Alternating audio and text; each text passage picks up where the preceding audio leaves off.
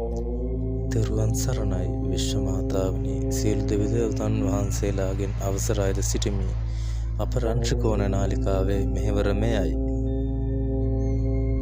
මනුෂ්‍ය වර්ගයාගේ ගුණධම්මකී යන යුගයක දුර්ගුණ පිරි සමාජයක් ගොඩනැගෙන මෙවන් කාලයක අප ළමා ලපටින් වෙනුවෙන් නවමුදල්ලක් රැගෙන ඔබගේ ආත්මයන් පිරිසිදු කොට එම දැල්ල ඔබගේ විමුක්තියේ ආලෝකයේ කරා රැගෙන යාමටයි අපගේ මේ වෑයම.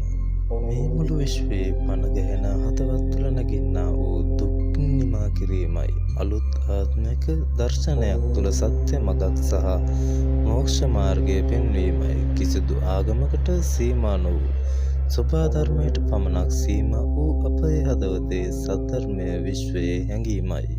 අප රංශකෝණය මගින් ඔබට ආරාධනා කරමු නව ලෝකයට නව සත්‍යයකට හා ඔබේ තුළ ඇති එකම පැතුමට මේ ආගමට නොව ආත්මයට කෙනෙකුට නොව සියල්ලන්ට ස්ථානයකට නොව මුළු විශ්වයටම අදාළ ආරාධනයකි.